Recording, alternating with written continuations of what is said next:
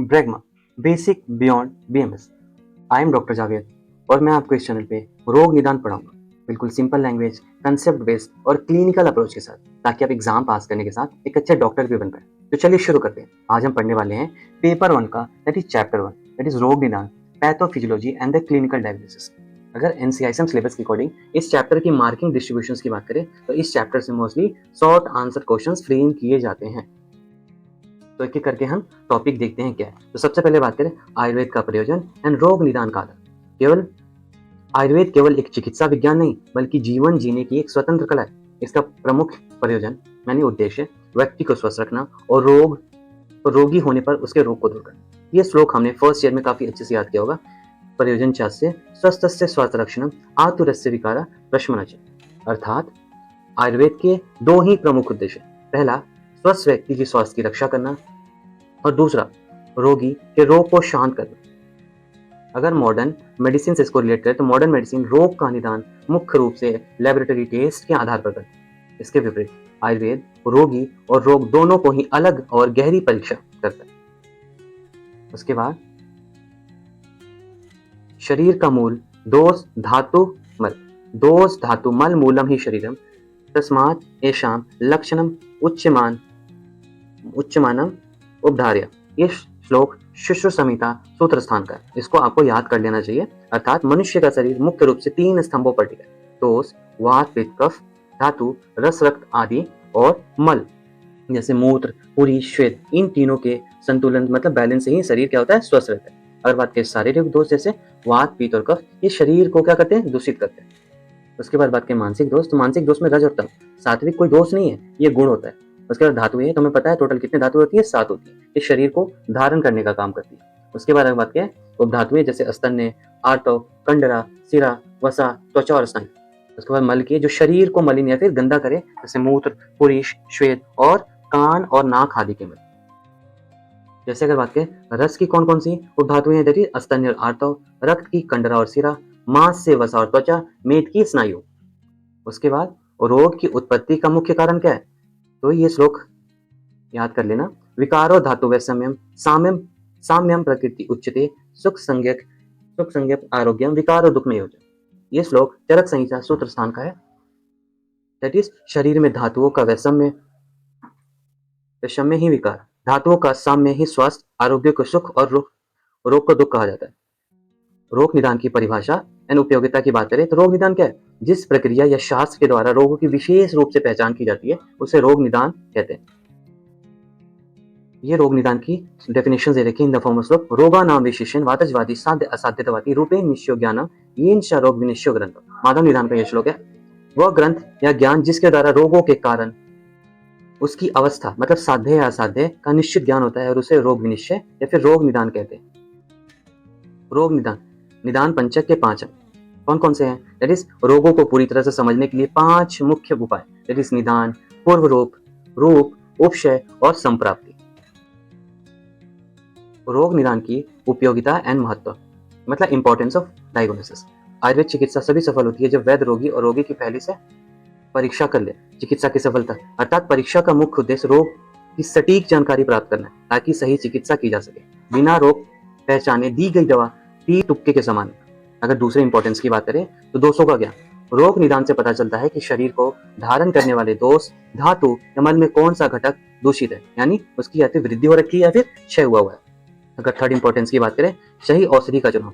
जब चिकित्सक रोग के कारण मतलब हेतु, लक्षण यानी लिंग और औषधि मतलब त्रिशूल को भली भांति जान लेता है तभी वो उत्तम वैद्य कहलाता है।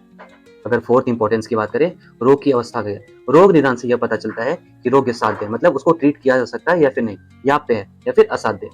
उसके बाद फिफ्थ इंपॉर्टेंस की बात करें तो लज्जा से बचाओ। यदि वैद्य किसी नए रोग का नाम नहीं जानता है तो उसे शर्मिंदा नहीं होना चाहिए। वह दोषों वात पित्त कफ के लक्षणों को देखकर उसकी सही चिकित्सा कर सकते हैं। तो अभी हम बात करेंगे मॉडर्न कोरिलेशन के साथ। तो introduction to the basic pathology. सबसे पहले जो पैथोलॉजी जो टर्म है 2 ग्रीक वर्ड से मिलकर बना है, दैट इज पैथोस का मतलब होता है एक्सपीरियंस, सफरिंग और डिजीज, एंड लोगोस का मतलब क्या होता है, स्टडी। तो इसका मतलब सिंपल सा है, pathology means the scientific study of disease. Pathology क्या है, एक वाइटल ब्रिज है किसके बीच, प्री क्लिनिकल साइंस जैसे anatomy, physiology and the clinical branches जैसे medical and the surgical disciplines. उसके बाद अगर ह्यूमन पैथोलॉजी के अलग अलग ब्रांचेस की बात करें, जैसे आपका जनरल पैथोलॉजी में बेसिकली हम कॉमन सेलुलर और टिश्यू रिस्पॉन्स को देखते हैं, इसमें कहीं टिश्यू का इन्फॉर्मेशन हो गया हो, नेक्रोसिस हो गई हो, सेलुलर एजिंग हो रहा हो, वो सारी चीजें हम किस में स्टडी करते हैं, दैट इज हम जनरल पैथोलॉजी में स्टडी करते हैं। अगर बात करें सिस्टमैटिक पैथोलॉजी की, सिस्टमैटिक पैथोलॉजी में हम बेसिकली किसी भी ऑर्गन्स या फिर किसी भी बॉडी सिस्टम जैसे specific cardiovascular system, respiratory system, urinary system, इन सारी सबकी स्टडी किसमें करते हैं, सिस्टमैटिक पैथोलॉजी में करते हैं। उसके अलग भी सब ब्रांचेस होती हैं, दैट इज पैथोलॉजी की, दैट इज आपका सर्जिकल पैथोलॉजी। सर्जिकल पैथोलॉजी हम कब करते हैं, तो उसमें क्या करते हैं, टिश्यू को रिमूव करते हैं लिविंग बॉडी से, और फिर क्या करते हैं, using rapid diagnostic technique like frozen section से। उसके बाद बात करें फॉरेंसिक पैथोलॉजी में क्या करते हैं, तो कोई भी ऑर्गन या फिर टिश्यूज को डेड बॉडी से निकालते हैं और जो डेथ का कॉज है उसको एग्जामिन करते हैं। उसके बाद बात करें साइटोपैथोलॉजी में, तो इसमें सेल्स की जो माइक्रोस्कोपिक स्टडी की जाती है with the help of technique like FNAC. उसके बाद हिमेटोलॉजी में जो भी आपका ब्लड सेल्स हो गई, बोन मैरो हो गए, ब्लीडिंग डिसऑर्डर से जो भी रिलेटेड होती है, उसकी स्टडी किसमें करते हैं, दैट इज हिमेटोलॉजी में। उसके बाद बात करें chemical pathology, deals with the chemical changes, मतलब हमारी बॉडी के अंदर जो भी बॉडीली फ्लूइड्स है ना, just like blood sugar, lipid profile, उन सब की स्टडी किसमें करते हैं, दैट इज केमिकल पैथोलॉजी। अगर बात करें हिस्टोपैथोलॉजी में जो भी आपका structural and the histological abnormality tissue के अंदर हुआ है, उसको हम किसमें स्टडी करते हैं, दैट इज हिस्टोपैथोलॉजी के अंदर। अगर बात करें इम्यूनोलॉजी, तो मतलब जो भी आपका इम्यून सिस्टम से डिजीज रिलेटेड है उसकी स्टडी हम किसमें करते हैं, दैट इज इम्यूनोलॉजी। नाम से क्लियर हो रहा है।